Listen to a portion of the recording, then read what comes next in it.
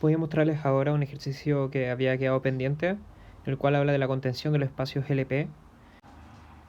Notemos que, eso sí, acá tenemos un LQ, un LP, y el P es menor al Q, estricto. Es decir, una contención, digamos, decreciente del espacio LP.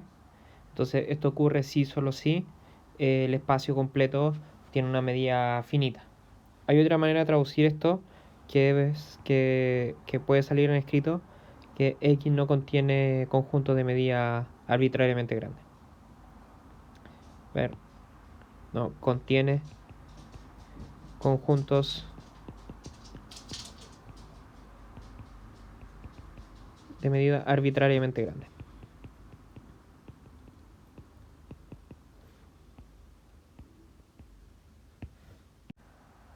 La manera de desarrollar este ejercicio es en realidad mediante una doble implicancia, y de derecha a izquierda resulta mucho más fácil que de izquierda a derecha. Entonces vamos a partir con este primero. Pongamos esta implicación y comencemos.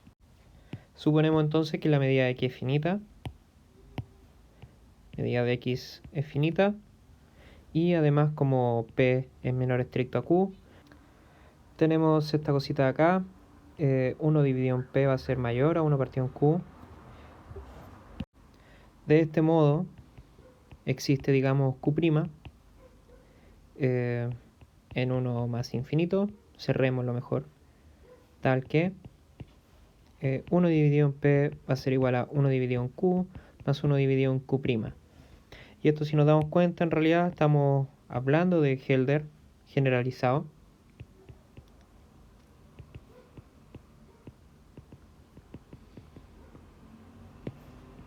El cual hablaba lo siguiente, que teníamos phi en LQ y psi en LQ', que son estos correspondientes de acá.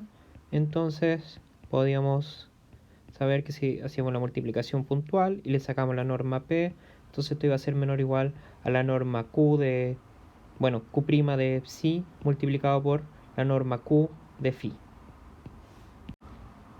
Dicho esto, tenemos todas las herramientas necesarias para hacer el ejercicio, porque ¿qué es lo que hacemos ahora? Tenemos que probar que LQ, aquí está, LQ está contenido en LP. Y entonces lo que decimos, o sea, esto es lo que hay que probar, por demostrar. Entonces tomamos F en LQ, y lo que hacemos ahora es tomar la norma F en norma P. Sin embargo, algo que es directo desde que la medida de x es finita, es que la función característica de x pertenece a LP, bueno, en realidad pertenece a LR de x para todo R en 1 más infinito, ya pues cerrado incluso. Entonces esta cosita de acá se puede escribir como f por característica de x en P, y ahora usamos Hölder, que lo voy a poner en verde, va a ser menor o igual a la norma Q de f, que sabemos que existe, ¿no es cierto?, multiplicado por la norma P, perdón, norma Q' de la característica de x. Y bueno, y como la característica de x pertenece a LQ', entonces sabemos que la norma f de P va a ser finita. Por lo tanto, tenemos esta contención, LQ va a estar contenido en LP, porque lo que acabamos de hacer fue tomar una función que está en LQ y acabamos de probar que si le sacamos la norma P, entonces va a ser finita. En caso de que esta parte no haya sido más o menos clara, lo podemos calcular ahora. Veamos que la norma, si calculamos esto en norma Q', esto va a ser igual a la integral sobre todo x de la característica de x elevado a q en módulo de mu de x, esto valor en x pequeño, y todo esto en raíz qésima. Y esto, si lo notamos, esto de acá es igual a 1 en todas partes, entonces esto acá va a ser igual a la medida de x a la potencia 1 dividido en q, y de hecho acá me faltaron todas las primas. Ahí están. Y esto va a ser finito porque la medida de aquí es finita. De este modo ya tenemos lista esta implicancia y nos falta la segunda, es decir, escribámoslo ahí, por demostrar LQ contenido en LX, en LP, perdón, entonces la medida de X es finita. ¿Qué significa esta primera parte de acá? Básicamente que si F pertenece a LQ, hoy por si acaso para mí lo mismo de siempre, LQ abajo es lo mismo que LQ arriba, porque por el momento al menos, porque no siempre se me va a mantener una consistencia en dónde poner la Q o las P. Bueno, continuando, esta parte acá significa que si F pertenece a LQ, entonces la norma P de F va a ser finita. Algo que es más o menos directo de acá, pero no tan directo, o sea, es lo primero que salta, es que lo que podemos hacer es construir una inyección entonces de LP en de LQ en LP, en donde básicamente tomamos F y la enviamos a la función F, es decir, una identidad. Y lo interesante acá es que no es fácil probarlo, o sea, no es tan directo, eso sí, probar que está en una inyección continua. ¿Cómo probamos que es continua? Bueno, mediante sucesiones. Llamemos esta función id, de identidad. Ahí está. Entonces, básicamente queremos probar que id es continua. Ponemos ahí un por demostrar. Para demostrar que id es continua, lo que podemos usar ahora es que no es difícil ver que esta cuestión además es un operador lineal. O sea, es fácil ver de que id de f más lambda g va a ser igual a id de f más lambda por id de g.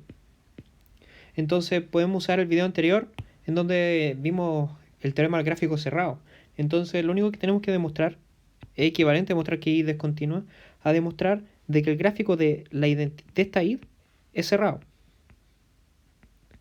Y créanme, por favor créanme que esto es mucho más fácil que demostrar que la id es continua. Es algo completamente necesario si queremos hacer este ejercicio un poquito más fácil. Para demostrar esto, lo que hacemos es tomar un elemento, sea, pongamos, f, g, en la cerradura de esta identidad, de este operador, y entonces, cerradura, perdón, ahí, barrita, entonces existe una sucesión fn, id de fn en los naturales, sucesión en el gráfico, tal que esta sucesión converge id de fn, converge a f, g, si n tiende más a infinito. En caso de que se haya olvidado, el gráfico corresponde, por ejemplo, pongamos un operador cualquiera, a los puntos de esta forma, con x en el espacio de partida. Lo que vimos en el video anterior era que si demostramos que este conjunto es cerrado, entonces T es continua. Ya. Y para demostrar que es cerrado, entonces lo único que necesitamos es que, por demostrar entonces, es que f, g sea parte del gráfico. Esto es escribir f, g igual a f, id de f, perdón. ¿Sí? Y como id de f, pongámoslo ahí en verde, como id de f es f, entonces lo único que hay que demostrar es que f igual a g. Luego, como sabemos que fn, id de fn converge a f, g, entonces por la topología de producto eso implica que Fn converge a f y que id de Fn, el cual es, curiosamente, Fn, tiene que converger a G. Esto es por seguro debido a la topología de producto. Se converge coordenada a coordenada. Ya, pues, pero ¿cómo es la topología de cada espacio? Esto de aquí, esto es en LQ. Y este de acá es en LP. Veamos que si esto de acá converge a LQ, entonces eso implica que la norma de Fn menos F en Q va a tener que irse a 0 si n tiende más a infinito. Pero esto tiene una forma explícita de escribir que corresponde a escribirlo como la integral de Fn menos F todo a la Q de mu tiende a 0 si n tiende más a infinito.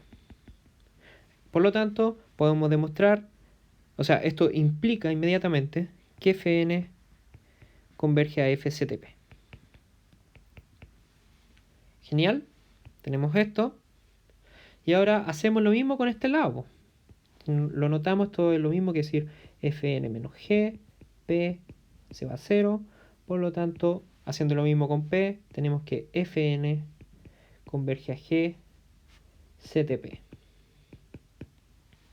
Por lo tanto, algo que podemos ver de inmediato es que si esta de aquí converge a FCTP y Fn converge a GCTP, entonces, por lo tanto, F va a ser igual a GCTP. Y recordemos cómo funcionaba la relación de equivalencia en los espacios LP y LQ. De este modo, tenemos que básicamente F es igual a G. Así, tenemos que F, G va a ser igual a F, F, que es igual a F, como id de F, y este de aquí pertenece al gráfico de id. De este modo podemos concluir de que el gráfico de la identidad, la cerradura, perdón, está contenida en el gráfico de la identidad. Por lo tanto, el gráfico de id es cerrado. Y eso implica que la función id, que iba desde LQ de x hasta LP, es continua. Nuevamente, esto de aquí ocurre porque esto de acá es por el teorema del gráfico cerrado.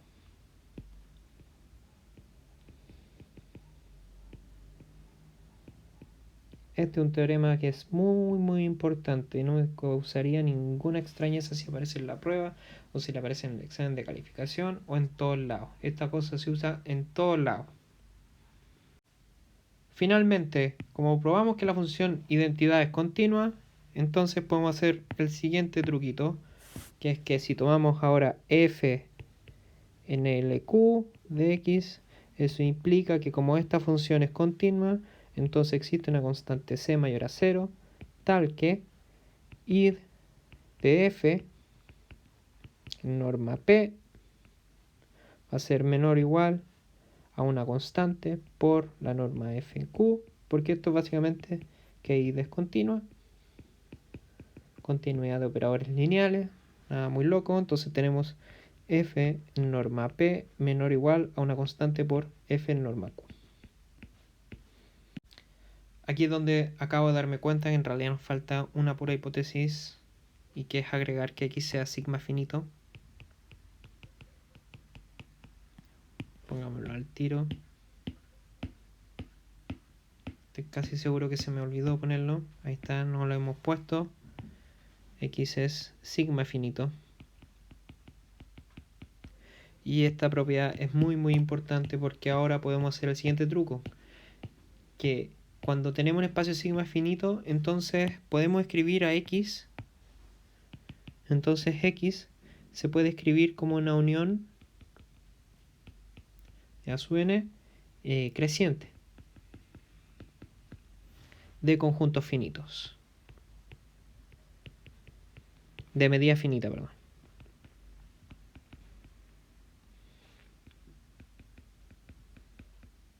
Esto es AN contenido en AN más 1 y así.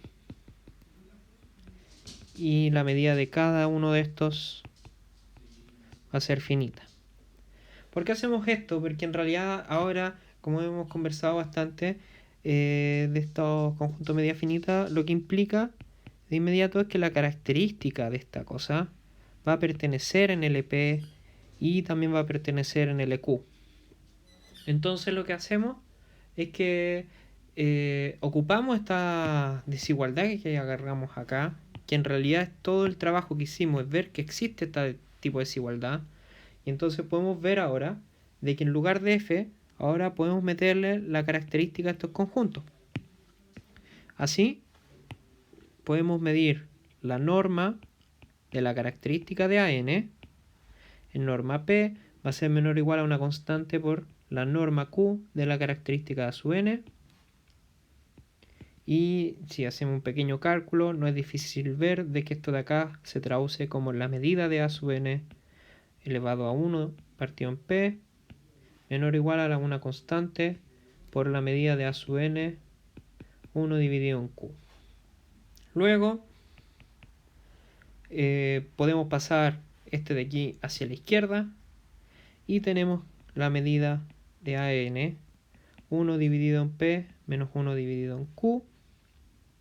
Recordemos que P es menor a Q, entonces tenemos que 1 partido en P va a ser mayor a 1 partido en Q, por lo tanto este valor de acá va a ser positivo. Y todo esto de aquí va a ser menor o igual a una constante C. Continuando, podemos ver de que al hacer esta construcción de este espacio sigma finito y al escribirlo como esta unión creciente, algo que hemos visto continuamente, lo vimos en los primeros capítulos para la primera prueba, es que entonces la medida de x puede ser más infinito, pero mejor aún se puede escribir como el límite de la medida de los a sub n. Así, y esto pasa porque es una sucesión creciente de valores reales, entonces uno puede extender el teorema de ser creciente y acotado a simplemente ser creciente si es que admitimos los valores infinitos como límite. Luego, aquí había puesto 0. Lo cambiamos por una C, porque en realidad ahí está, valor de C. Y entonces podemos hacer el límite cuando n tiende a más infinito, y por lo tanto tenemos la medida de x a la potencia 1 partido en P, 1 partido en Q, menor o igual a C. Y bueno, podemos traspasar esta potencia hacia el lado derecho y en realidad lo único que se obtiene es que la medida de x va a ser finita. De este modo, acabamos de probar que la medida de x tiene que ser finita si es que tenemos esta contención de espacios LP, LQ, y el trabajo se redujo bastante debido al teorema del gráfico cerrado y además a la desigualdad de Helder, que en realidad vimos la parte de la generalización de esta desigualdad, pero con todas estas herramientas pudimos probar esta contención de una manera bastante fluida. Hasta acá llegamos, nos vemos en la próxima.